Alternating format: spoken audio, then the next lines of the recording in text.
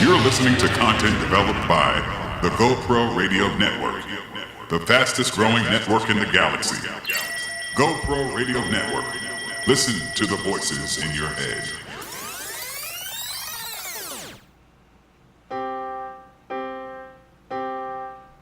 Are you ready for this? Yeah. Come on. Yeah.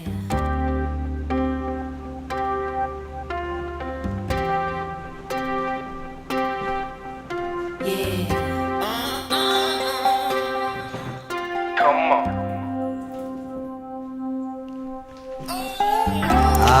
Good evening, good evening, good evening.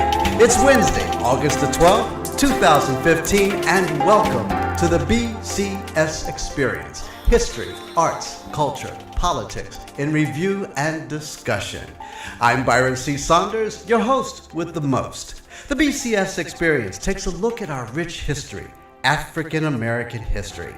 We're going to share with you some known and unknown historical facts and information from the past and connect the dots on how they have impacted on our present day events and how they will definitely shape our future as African Americans in this country and around the world. The BCS Experience, history, arts, culture, politics, in review and discussion. This is internet radio and will be aired live every Wednesday from 5 to 6 p.m. from the studios of the Iron Metropolis Images on the GoPro Radio Network. You see, I'm really excited about this opportunity to talk to you all across the country and around the globe. I want you to tune in every week on your computer or your phone. But I want you to become a loyal listener, and I personally invite you to lend your voices to this radio talk show to express your opinions on my weekly topics. This is social network radio at its finest. Now here's the number for you to call to be a part of the discussion. Call 347-884-9839. Once again, that number to call is 347-884-9839. This week's topic, oh my goodness, it's just human. A multidisciplinary performance piece including spoken word, music, image theater, stage movement, body painted messages, digital phone booth as public art, all of this happening August the 16th, 2015 during the HARLEM WEEK Festival right here in New York City, Harlem, USA. Anyway, my show is the new Underground Railroad Express. Next stop is your neighborhood. All aboard to freedom and to Freedom Land. But before we meet my featured in the studio guests, a little bit of history. We're going to connect the dots. Let's put it all into context. The date, it's a Tuesday. It's August the 10th, 1858. You see, on this date in 1858, Anna Julia Hayward Cooper was born. She was a black educator and activist. The daughter of a slave woman, and her master, Ann Cooper, was from Raleigh, North Carolina, where she acquired her love for education from the work environment of her mother's housemaid place of employment. You see, Cooper said that not far from kindergarten age, she had decided to be a teacher. From the St. Augustine's Normal School and Collegiate Institute in Raleigh to the Sorbonne in Paris, Cooper pursued her dream of over 50 years. And in 1877, while at St. Augustine's, she met and eventually married George A.C. Cooper.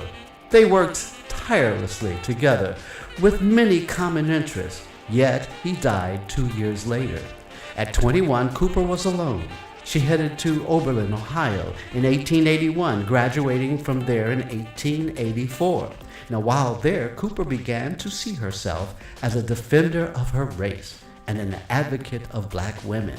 Not the boys less, but the girls more, is a phrase she would use time and time again as she addressed critical issues in her conversations, speeches, and writings. She taught and headed the Modern Languages Department at Wilberforce University, and in 1887 joined the faculty of M Street, now Dunbar High School, and was principal in 1901.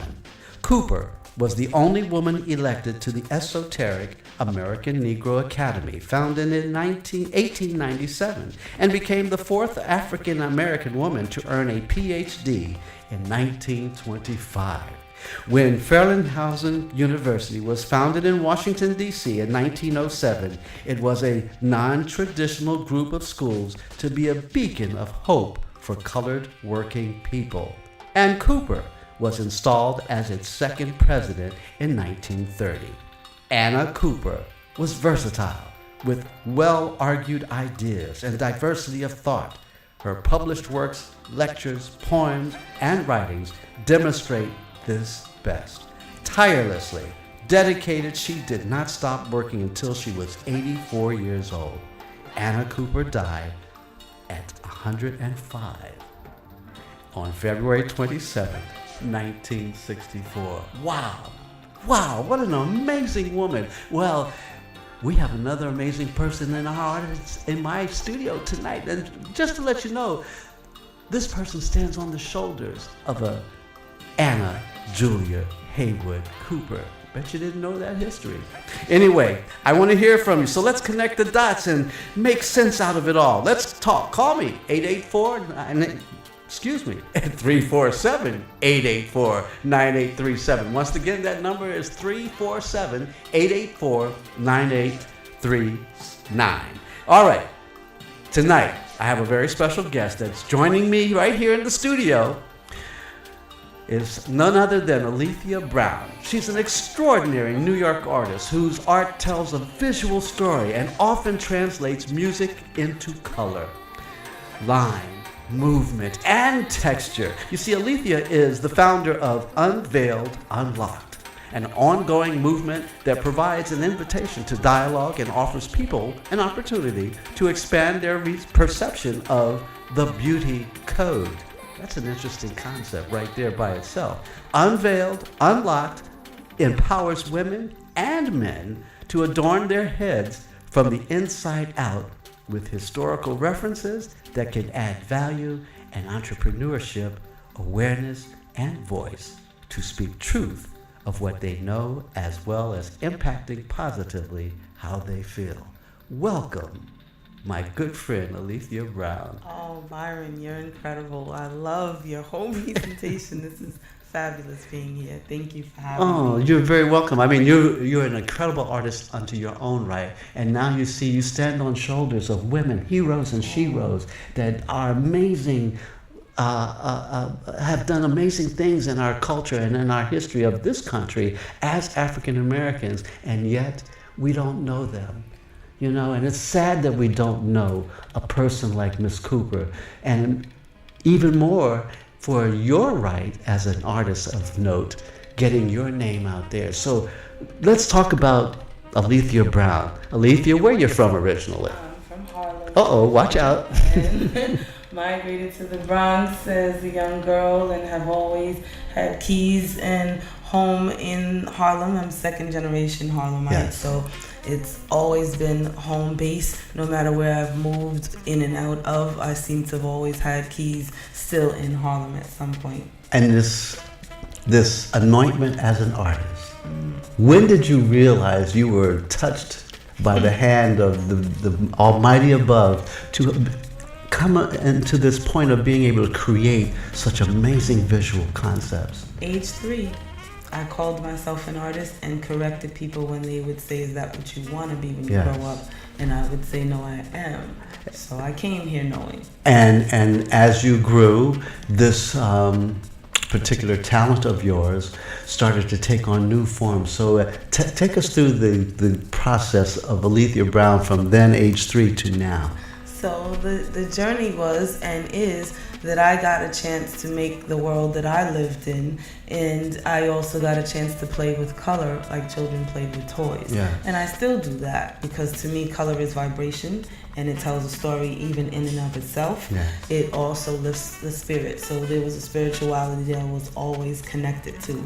And in the women in my family, I found that in the world that I was witness to, I didn't see women that represented the women I loved in my family. Right. So as an artist, I knew at an early age that was a vehicle for me to actually change the measurement of what the women really look like. Right. Now, were you mentored by anyone along the way, or is this something you just kind of picked up, as they say, trial and error? Or who were those people that inspired you? It's interesting because art seeps like water finds a level. It Yes. seeps through the cracks. So in my family at that time, there were no one identifying themselves as an artist at the youngest age. I grew to learn that there were a lot of artists in my family roots, and in and around me, most of them used other ways and means to create.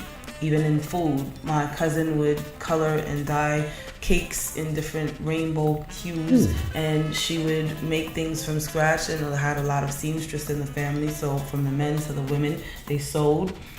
So there was art around me, but it wasn't being defined as art. So when it came down to any kind of gathering, they always identified me as the artist, as if I stood out, and they were just doing what they did.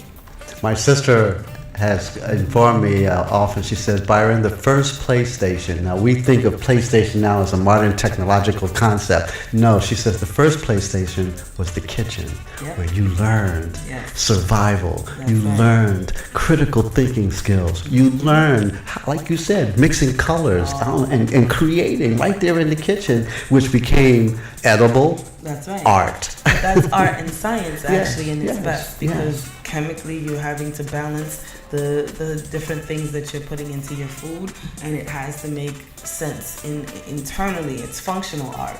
Now, moving ahead to Aleathia getting into higher education, and once finishing, you got your BFA at the School of Visual Arts for Media Arts, and a graduate of FIOL at LaGuardia High School. Oh my goodness, you're one of the elite artists there. Then you took another step forward and creating not just art for yourself, art for the public.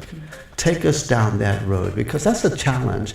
Most people, we start out doing it for ourselves, but there came a moment that sparked your motivation to take your art to the public. What was that like? So it was a call, it was an answer, it was a response. If I had to describe one of the public art moments that I had was after 9/11, because the outpouring of humanity that was going on during those times made me realize that instead of divorcing the art and doing some other humane thing, use the art as my voice. So I started doing live art as a way for people to be more sensitive about the process. Yes. What would it look like if it was a blank canvas that people can see how it develops and evolves? So what would it look like if I invited them in on the presentation and creating work while I was doing it? So in essence, creating performance art itself as art. Right. And showing people right there in front of them the creative process that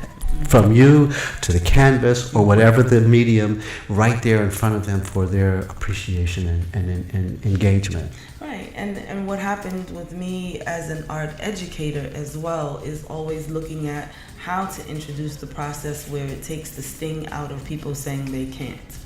I see. Now that's really interesting, because you called it living art, an art that evolved into, which we'll talk about afterwards, which is Unveiled Unlocked. That's the concept. Yes. Right there in front of your very eyes. It's like I'm taking off the veil, right. I'm unlocking it, I am previewing this piece as a premiere right there for you. Right. Got to take a break here. Now when we come back, we're going to talk about more about Unveiled, Unlocked, and we got a video piece that I want to run right after the commercial break to let people really get a sense of you as the artist. So don't go away. We'll be right back after these very important words on the BCS Experience. Yeah.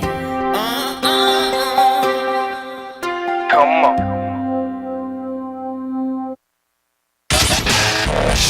You're listening to content developed by the GoPro Radio Network, the fastest growing network in the galaxy. GoPro Radio Network. Listen to the voices in your head.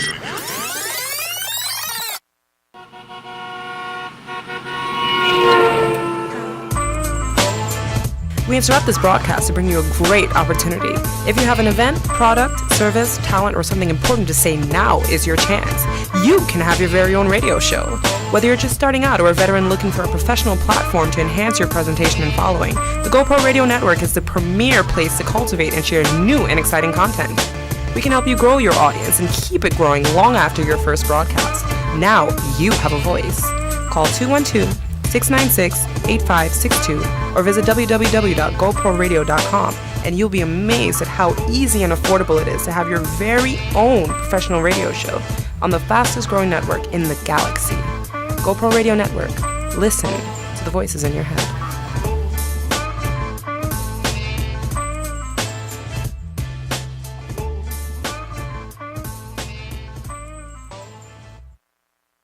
What if you can have an entire team of skilled professionals to help your business grow? Admin, accounts, marketing, and more, but only pay for the exact amount of support you need at virtually the same cost you'd pay for one full-time employee. With Virtual Professions, you can. One contact, one number gets you a team of virtual professionals for exactly what your business needs. It's 1-888-315-VPRO. That's 1-888-315-8776. Or online at www.virtualprofessions.net. Virtual Professions Incorporated, because you mean business. You're listening to content developed by the GoPro Radio Network, the fastest growing network in the galaxy. GoPro Radio Network. Listen to the voices in your head.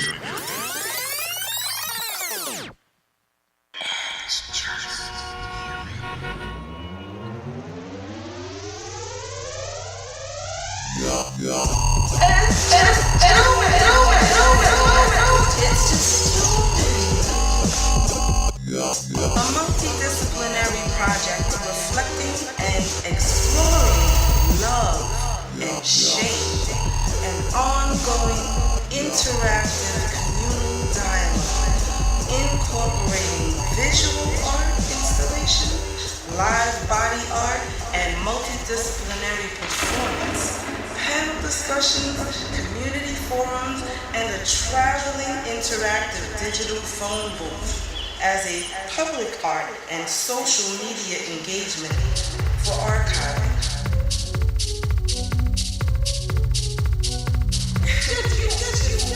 5 featured poets exposing truths and soul journeys.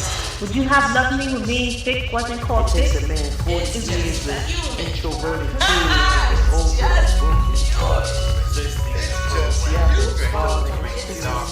Nerve from liberation flag. Right hand resting on my heart, folded in a fist. I need you in knowledge of self. Consciousness rocks you to sleep. Dr. Ben, John Henry Clark, Barehead beauties and barehead brothers in a dialogue dance. Musical quilt, layering soundscapes. A digital video interscaping images as visual echoes and undercurrents. Tree woman of wisdom, comfort, layers of carnal time, roots and breath, metamorphosizing the human spirit, designer wares, metals and body painted models.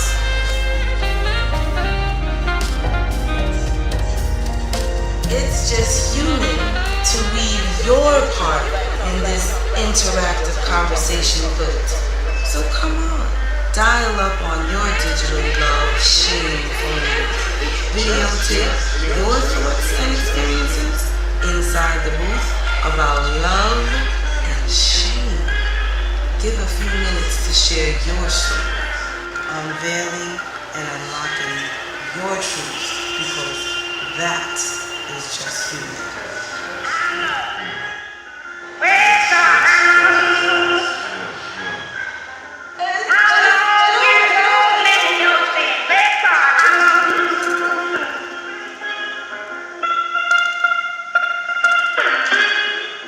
Shame doesn't have to last forever.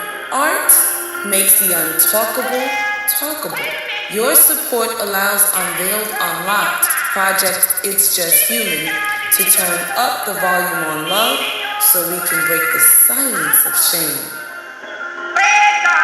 Each dollar donated impacts each layer of this project becoming the human solution, because that's just human. Wow. That was a piece of art by itself. Okay.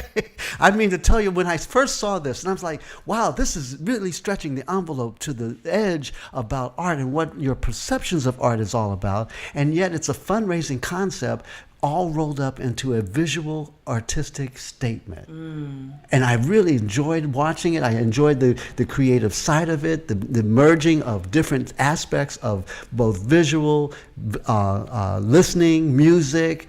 I mean, it took every piece of the art and brought it together. Aleathia, incredible. You're working with some amazing artists. Talk to me about Unveiled Unlocked, the concept, and talk about It's Just Human. Oh, this is another pinnacle moment as an artist where I get to go so much further than the canvas. I think people tend to lock artists into a particular medium, and I'm looking at this project as a call to humans, and also the impact of it is taking the art formation, molding it so that we can make something that's a delicate thing to talk about, which is love and shame, and putting in the context of art so that it makes it inviting to want to share and shed and embrace and open up a dialogue. So It's Just Human. I'm bridging the word just is sort of a play off of the fact that it's not just human to have love or to experience shame. It's just human to like justice. It's unjust. It's just human has so many textures and layers if you think about how we live or not really fully in existence. And it was really coming off of an experience I had riding the subways. One morning, it seemed like one thing after another kept happening where people were just doing some outrageous things all along this one train line. And I kept feeling so pent up and frustrated about it. And I wanted to exhale. Humans, come on.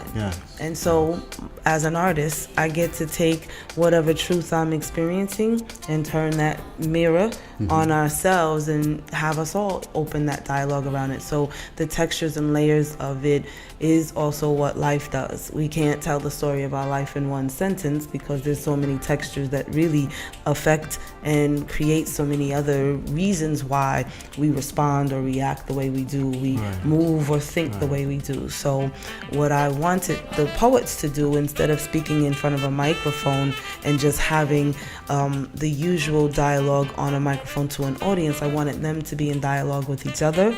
So the male and female exchange is going on back and forth while the music is layered, while the movement that the rest of the Barehead men and women in the collective on stage are orbiting around a tree woman is so that we can show how we experience each other in a different way.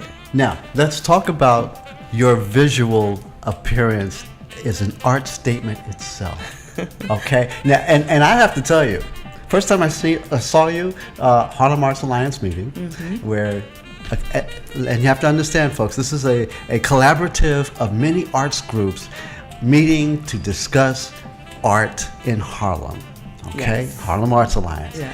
And when I saw you, you were the chair of the arts task force of the visual arts. Yes. Okay, which meant that you were putting together and bringing together many of the artists as a collective to be able so that they could provide where their exhibits would be, their statements of art, and just coming and having wonderful conversations and exploring art, African American art of the diaspora. Correct. Now, your visual perception, you're stunningly beautiful. Oh my God! You know, and you bring with this whole concept of the bare head, the woman that we have seen now. Because it's if you're looking where we've come from, where we had the grease, we had the hot iron, we had the afro, we got the braids, and now today's 21st century woman is showing her bare head, as well as pinnacle moment, as well as men who are not afraid to step out in public as a visual me. Right. Talk to us about that. That's also another layer of shame, because a lot of us live in fear or shame for one reason or another, either an experience that we had or sort of a ticket we bought from someone else putting and casting humiliation on us. So unapologetically, when we unveil our heads, we are making a statement about, I get to be me by the definition I've claimed. And what you're seeing is women are doing it for different reasons. Some health issues that have caused hair loss. Some have done this because they were fed up and economically it was more sound. So there's so many different reasons. You can't tell what the reason from the inside is, but when she owns it and embraces it, it becomes another live walking art piece, because you get to see a power and a soft power, because it's attractive and you don't quite know why. It's uncomfortable and you don't know why, and it allures you and you don't know why. Right. And I mean, it really is, at first glance, you're like, wait a minute, why are you doing this? Okay. And you ask that question internally, and then when you begin to realize, as you have contextually put it into order as an artistic statement, a personal statement, a political statement, a historical statement, because it's not just an art itself for art's sake. It is more. It is wrapped up into a multi-layered rationale that makes common sense. But it's a beginning. It's a new beginning, because hair has DNA. And whatever toxic energy you were experiencing while that hair was growing out of your head, it was still on you. So when you cut the hair off, you remove those toxins. So you get to have a new beginning each time. And it's ironic that we're having this conversation about hair versus no hair, when culturally, as a diaspora people, you will see that little girls will cut their hair, and this was a rites of passage going into the transition of womanhood, or for mourning purposes. You have some tribes that would cut the hair because it's a new beginning. You had so many, the Maasai warrior, his wife or his mother cut his hair and then he grew it back. So there's other reasons in the culture that we have had our head unveiled to the universe unapologetically, not having to explain, define, or even get permission from people to tolerate it. How about if from hair to hair free, that is normal, and we don't have to have that conversation? How about we talk about what my purpose is, because we all have one. We're here with and for a purpose. So my intent is unveiling and unlocking the truth so we can get to the core of why we're here, because that is really what the purpose of us having this movement is. Now tell us about the digital phone booth. I'm like, wait a minute, what is a digital phone booth? Because as an artist, I want to take technology and I want to take the past and the present and fuse them together. So I enjoyed from Superman to being a child where you had the phone booths that you went inside. And so I wanted to have a digital phone booth where it has a tablet inside and the cameras. And so it allows the public to interact with it. So it's a public art piece. And what happens is, we have pre-sorted questions that we've asked, but we've had to modify that because, again, it's about being ready, and sometimes the powers that be can't figure out how the fit of what we're doing as artists would work into the fabric of their program. So we've now had to put on hold the booth being at the festival for this, so we're looking to do it at the Dwyer Culture Center for the next installment.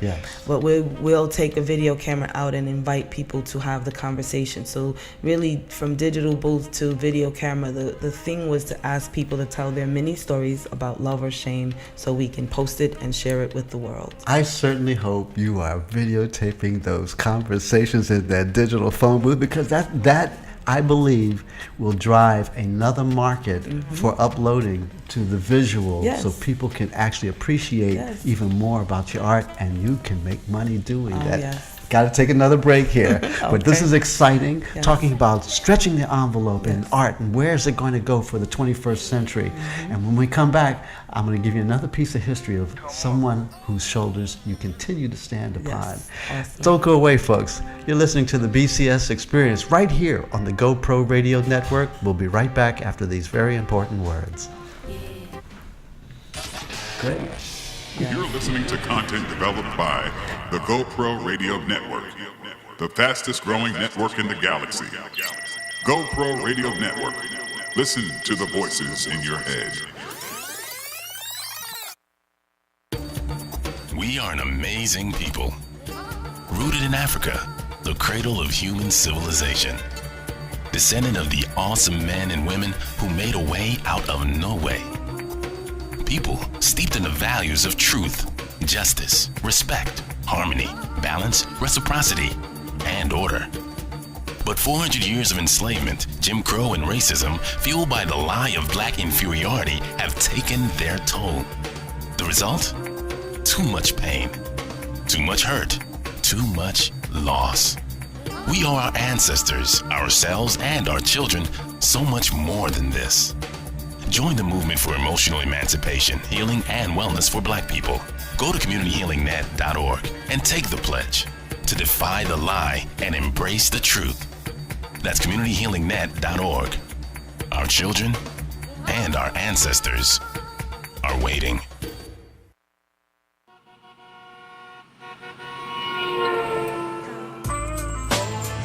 We interrupt this broadcast to bring you a great opportunity. If you have an event, product, service, talent, or something important to say, now is your chance. You can have your very own radio show. Whether you're just starting out or a veteran looking for a professional platform to enhance your presentation and following, the GoPro Radio Network is the premier place to cultivate and share new and exciting content.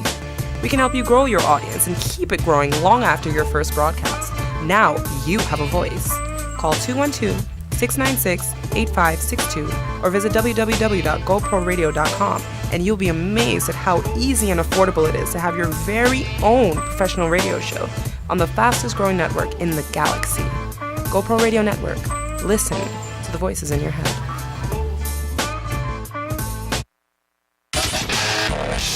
You're listening to content developed by the GoPro Radio Network, the fastest growing network in the galaxy. GoPro Radio Network. Listen to the voices in your head. All right, we're back on the BCS Experience. I'm Byron C. Saunders, your host with the most. I'm with my dear friend Aleathia Brown, an extraordinary artist. I hope you are appreciating this as much as I am, and I'm getting goose pimples just sitting next to her because she's so beautiful and in so many ways, from the inside to the outside and outside to the inside. But let's talk about another shero whose shoulders she stands upon. Connecting the dots. It's Monday. It's December the 27th. The year is 1886. You see, on this date, we remember the birth of African-American folk artist Clementine Hunter in 1886. Hunter was born on Hidden Hill Plantation near Cloutierville, Louisiana, a place so isolated and harsh that local legend claimed it was the real-life inspiration for Uncle Tom's Cabin.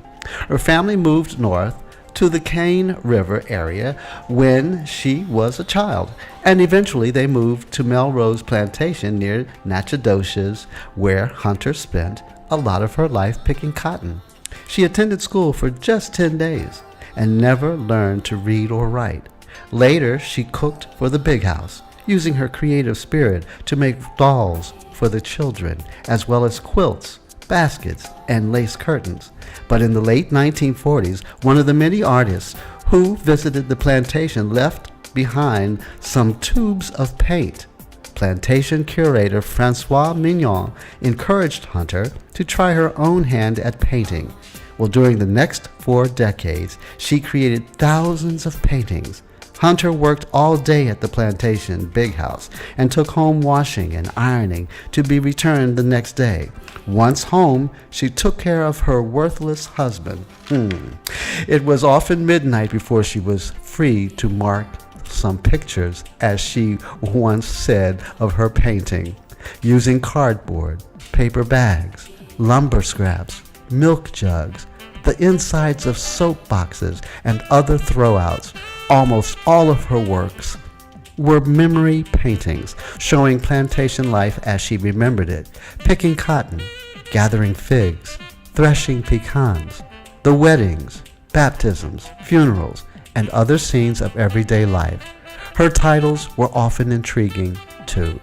Some simple ones were selected by collectors and were merely descriptive of their content: watermelon, flowers, ducks, and so on. When collectors did ask for a title, Hunter gave her own, such as Trying to Keep the Baby Happy, She's Not Pretty, but She's Strong, and Saturday Night at the Honky Tonk. Visitors to the plantation would buy her paintings starting at 25 cents and 50 cents in the 1940s. Contemporary collectors consider these early works her best. Eventually, her various patrons were able to get her work into shows, the first big one being the New Orleans Arts and Crafts Show in 1949. In June 1953, an article in Look magazine brought her to national attention. In 1957, some critics dubbed her the Black Grandma Moses. And in 1979, Robert Bishop, director of the Museum of American Folk Art in Washington, called the artist then in her 90s the most celebrated of all Southern contemporary painters. By the 1970s, there were large public and private collections of Hunter's work, and by the 1980s, several important traveling exhibitions featured her paintings. The prices for her work had risen from 25 cents to several $1,000s. In the last years of her life, Hunter left her rented cabin and moved upriver, living in a trailer she brought with her money from selling her paintings. She painted until the last few months of her life, dying at the age of 100 on January 1st, 1988. Hunter was more modest about her abilities. God puts those pictures in my head, and I just puts them on the canvas like he wants me to, the artist said. Amazing. I relate to that so I know. much. Yes. No, I mean, physically, that's what happens to me a lot of times when I'm looking at a blank page or canvas. The images just appear, and I'm just filling in what's happening as I'm doing it. So I'm not even realizing what's happening until I step away from it, and then I step back and see things I didn't see while I was working on it. When I ran the Queens Historical Society for 8 years, I was moved to realize part of my journey and my mission was to expand the archival collection inclusive of African American art and life. Mm-hmm. And because in the historical societies, which is pretty much white bread and blue haired, you don't get a lot of us in our collections, because most of our stuff is in a cedar chest. Mm-hmm. It's in our attic. Mm-hmm. It's in our basements. Mm-hmm. It's in somebody's Bible. Of our stories. Right. And most of all, it's just little pieces and snips that were just hanging around. But folk art is such an incredible part of who we are as an African diaspora. Mm-hmm. Quilts. The story of our families is buried in a stitch on a quilt that's on your bed right now, and you have little idea that you just think it keeps me warm. No, absolutely not. Hidden in Plain View is one of my favorite books because it really broke down the stories of fleeing to freedom, but also made you understand how if you put art in front of people, the aesthetic is the distraction. Yes. Exactly. So you can hide things right in plain sight. In plain sight. And as I said, that PlayStation was the kitchen. And if you didn't, as they say, if you can't stand the heat, get out of the kitchen. And that meant go outside and play until it was time to come back in. And you weren't serious. That's right. You weren't serious enough to be in the kitchen with the grown folk. Messing with folks' food. There it is. So you know what I'm saying. Yes. Anyway, and then, of course, with folk art, if you go down south, and really the art fairs, the garage sales. Mm-hmm. I mean, there are collectibles that are so incredible in terms of folk art that they are part of a collection now and all across America, like jazz. Mm-hmm. Jazz was, when it first got started in 1900s, the Catholic Church in New Orleans labeled it, and here's something that people don't know, jazz's first name was called jackass music. Because it was that wild and crazy stuff that black folks was playing off the plantation. And of course they were smoking some hemp and some marijuana back in those days, but they called it jackass music. Wow. Isn't that amazing? It is and then amazing, the evolution. Evolution, that's exactly right. Wow. So today, like folk art, like your art, I believe in you as an artist. And folks, let me tell you something. Fortune 500 companies, so that you understand the importance of art, the Fortune 500 companies in their financial portfolios, the most important pieces in their financial portfolio is not their stocks, it's not their bonds, it's not their real estate, it's their art collection. Because throughout the history of mankind, art has never depreciated. It is always appreciated. So for you African Americans, start putting pieces in your portfolio of African American art. I guarantee it, it's collateral. You can use this to barter your existence and survival. Yes. And so we need to protect Aleathia Brown. We need to honor and shrine her and continue to realize why she put that fundraising effort together for you that's called It's Just Human. Y'all need to send some money to this sister. Now, where can we send money to you to make this thing real? Oh, it's amazing. Even if you're not computer savvy and you just go into Google search bar on your computer and type in project It's Just Human, our Indiegogo account will come right up and the donate button is on there. So just punch in It's Just Human, the project. There you go. Is there a phone number? So you can email, phone number. My number is 646-345-2851, and it's Unveiled Unlocked at Gmail. So you can reach me directly on any social media that you can think of, from Instagram, Twitter, Facebook. Unveiled Unlocked is our name for everything that we have. A YouTube channel even for Unveiled Unlocked. And It's Just Human is on the 16th of August at HARLEM Week on the 5th Avenue stage, main stage. And we haven't got our time slot for the day yet, but it's been confirmed. We'll be on that main stage for the day. So we'll post it on our event page on Facebook. So you need to be there or be square. Exactly. Okay? Now, I got a couple of more history pieces to give to let more people know just how important this person is right next to me, Aleathia Brown, because she stands on some shoulders of folks that, if you've never heard of these women who I've just shared with you historically, they have made an impact on art in America well beyond the ones that you typically know of. Yes. And this is where you stand, because your success will open the door to others. Now here's some more. The date, it's December the 3rd. The year is 1887, so we keep moving forward. And see, on this date, we remember the birth of Laura Wheeler Waring in 1887. She was an African-American artist born in Hartford, Connecticut in 1887. Laura Wheeler Waring was the daughter of college-educated Reverend Robert Wheeler, who had for 2 years been pastor of the Talcott Street Congregational Church, home of Connecticut's first black congregation. Originally called the African Religious Society, the members built their church in 1826 and housed fugitive slaves before the end of the Civil War. The church began operating a public school in 1829, the only place in the city where black children could learn to read and write. They also learned their African history at a time when most black children were not taught to read at all.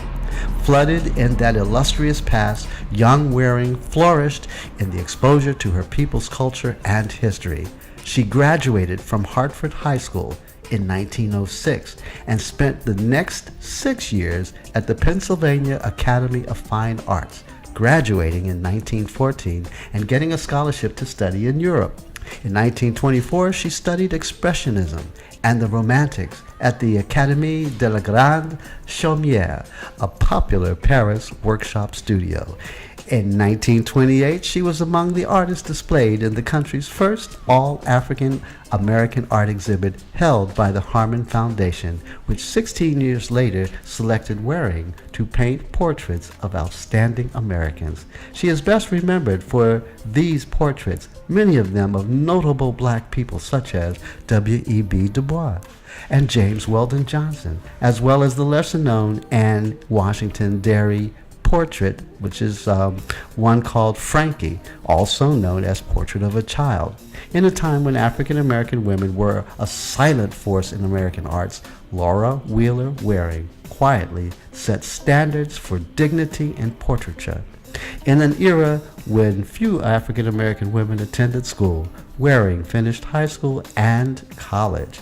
In an era when the few sisters who escaped to Europe often stayed there, Waring returned to America to start an arts department in a traditionally black college. She made several more trips to study in Europe, but her main focus on returning home in the 1920s was to make art education available to black students at the historically black Cheney State Teachers College in Pennsylvania, now Cheney University. There she organized and directed both music and art departments until her death in 1948. Wow. That's powerful. Powerful. That's Powerful. right. Amazing. We got to take another break, and when we come back, I got a couple more folks I'm going to share with you historically, and then we're going to close out with what I call blog snaps. But don't go away, Aleathia. Stay with me right here, baby. All right, we'll be right back after these very important words.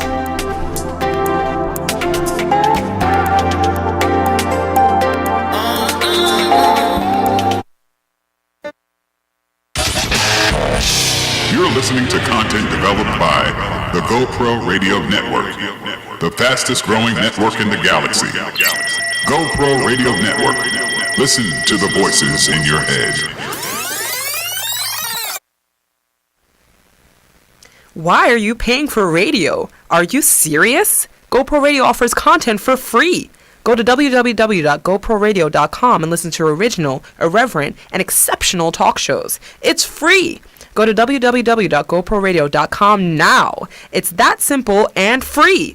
www.goproradio.com. Listen to the voices in your head. Oh, and did I mention it's free? We are an amazing people. Rooted in Africa, the cradle of human civilization. Descendant of the awesome men and women who made a way out of no way. People steeped in the values of truth, justice, respect, harmony, balance, reciprocity, and order. But 400 years of enslavement, Jim Crow, and racism, fueled by the lie of black inferiority, have taken their toll. The result? Too much pain, too much hurt, too much loss. We owe our ancestors, ourselves, and our children so much more than this. Join the movement for emotional emancipation, healing, and wellness for black people. Go to communityhealingnet.org and take the pledge to defy the lie and embrace the truth. That's communityhealingnet.org. Our children and our ancestors are waiting. You're listening to content developed by the GoPro Radio Network, the fastest growing network in the galaxy. GoPro Radio Network. Listen to the voices in your head.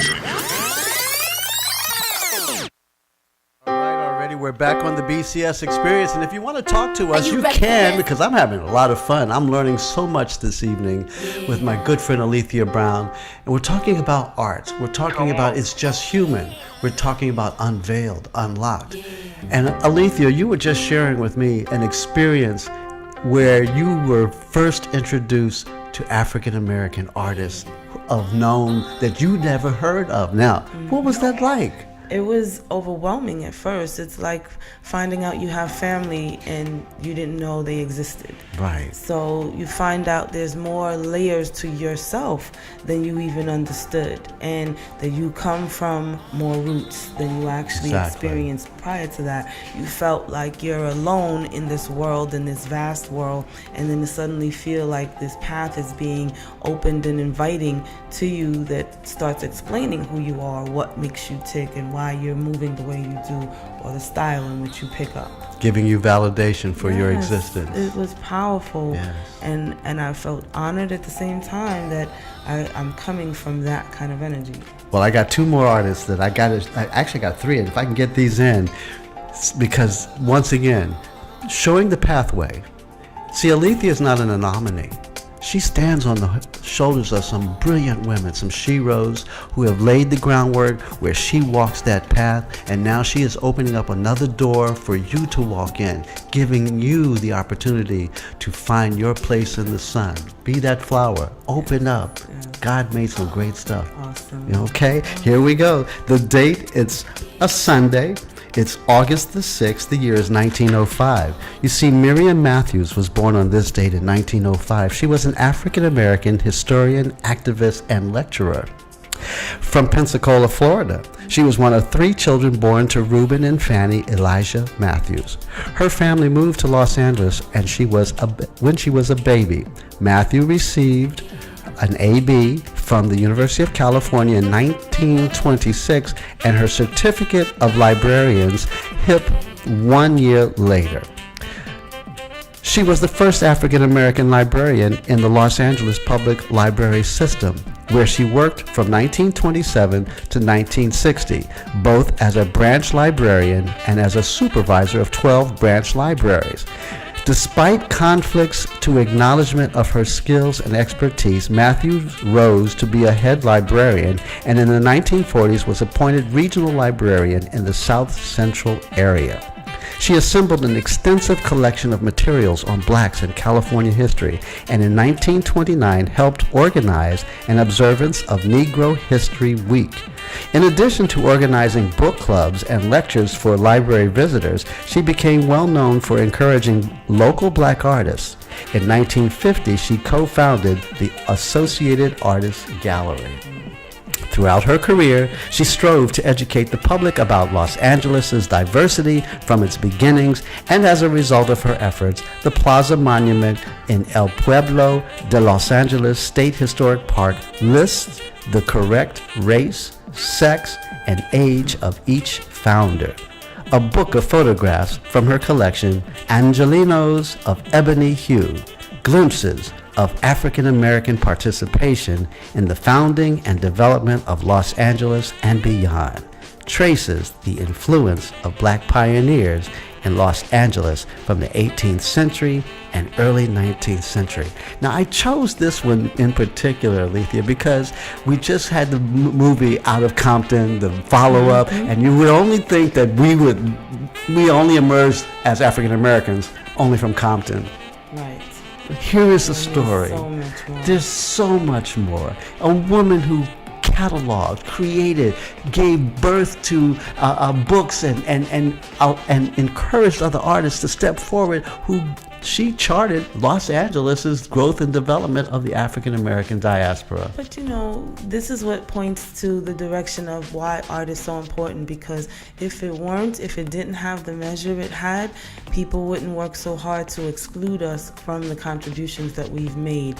So anytime something has importance, you can see how people fight to keep this divide and conquer situation in play, because being the contributions in the arts have such a significant role, it shows the truth in a way that we don't often get connected to. Absolutely. And we are a significant part of this American fabric.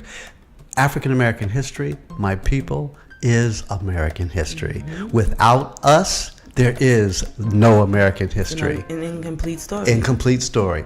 And here's more. Now, you know this person because when I said how we were going to highlight, you're like, oh, yeah, I know this person. Okay, here's another piece. This Tuesday, it's February the 3rd, the year 1914. Inga Hardison was born on this date in 1914. She was an African-American sculptor and photographer. From Portsmouth, Virginia, she attended Tennessee A&I University. That's where my father is a graduate of Tennessee State. Vassar College and the Arts Students League during the 1930s. Ruth Hardison is a Inga, I should say it's Inga, isn't it? Inga Ruth Hardison is a sculptor whose major interest is contemporary and historical portraiture. Many of her works, done in wax, clay, and plaster, have been done at the request of clients and then cast in other materials such as bonded bronze. Much of Hardison's work is emotionally involved to her heritage as a woman of African descent.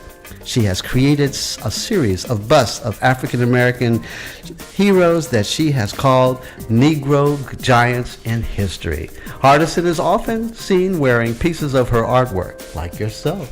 A 2-inch pen depicting Sojourner Truth, one of your favorites, and the original piece was a 2-foot work given to Nelson Mandela by then New York Governor Mario Cuomo in 1990.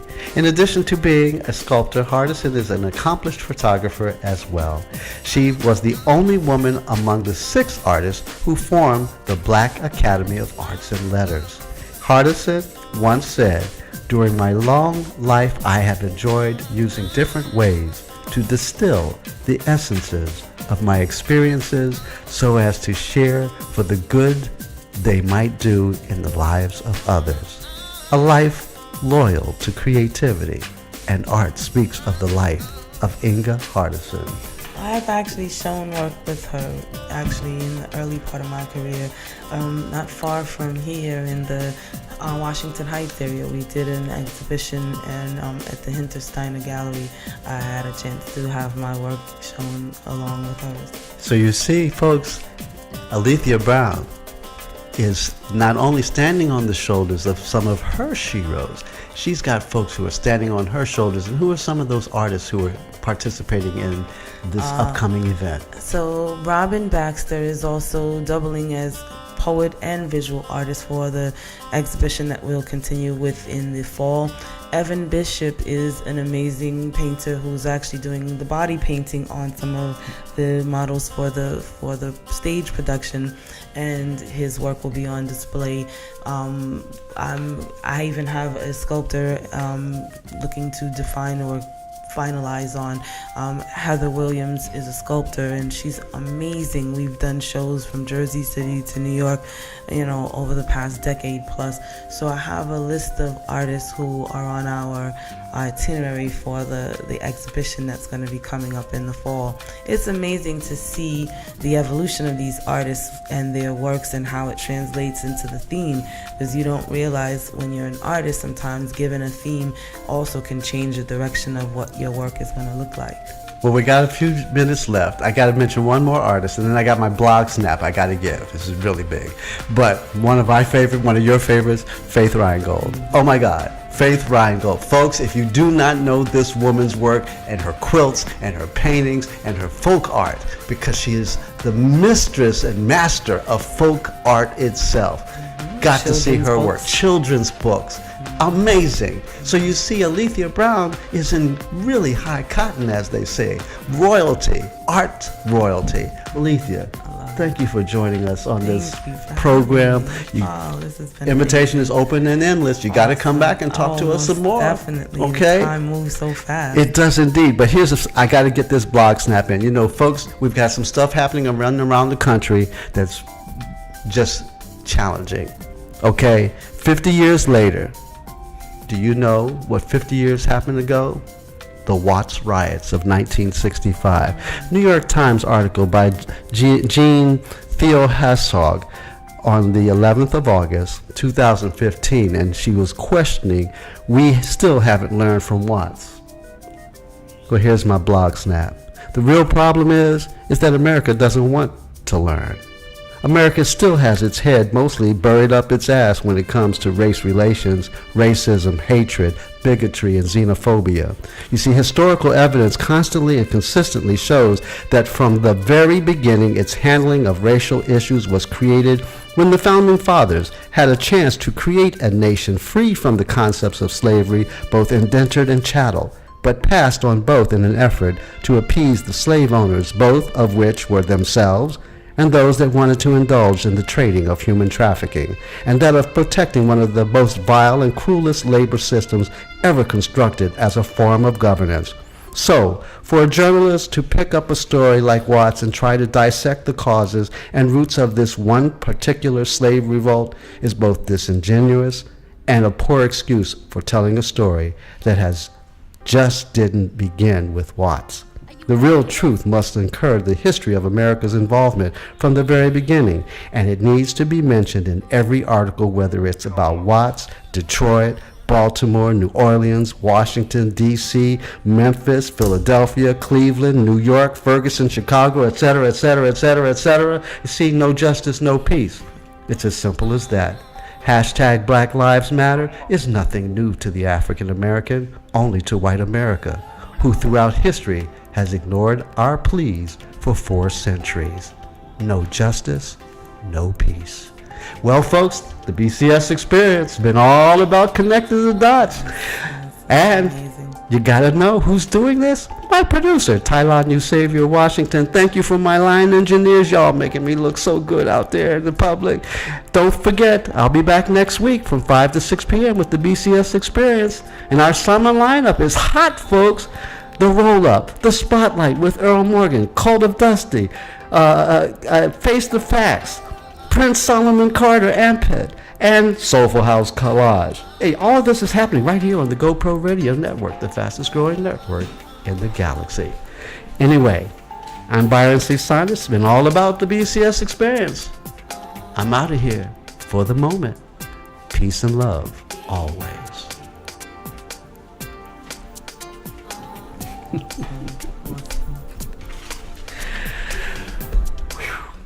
Okay. Yes, exhale.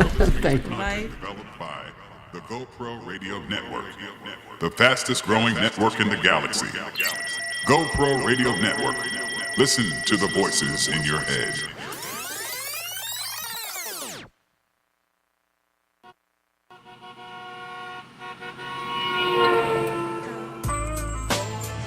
We interrupt this broadcast to bring you a great opportunity. If you have an event, product, service, talent, or something important to say, now is your chance. You can have your very own radio show. Whether you're just starting out or a veteran looking for a professional platform to enhance your presentation and following, the GoPro Radio Network is the premier place to cultivate and share new and exciting content. We can help you grow your audience and keep it growing long after your first broadcast. Now you have a voice. Call 212-696-8562 or visit www.goproradio.com and you'll be amazed at how easy and affordable it is to have your very own professional radio show on the fastest growing network in the galaxy. GoPro Radio Network. Listen to the voices in your head.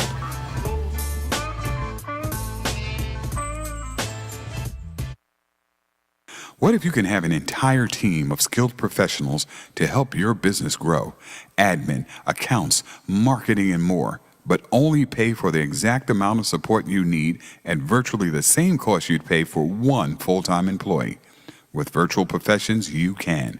One contact, one number gets you a team of virtual professionals for exactly what your business needs.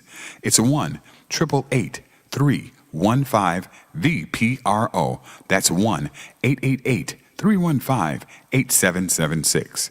Or online at www.virtualprofessions.net.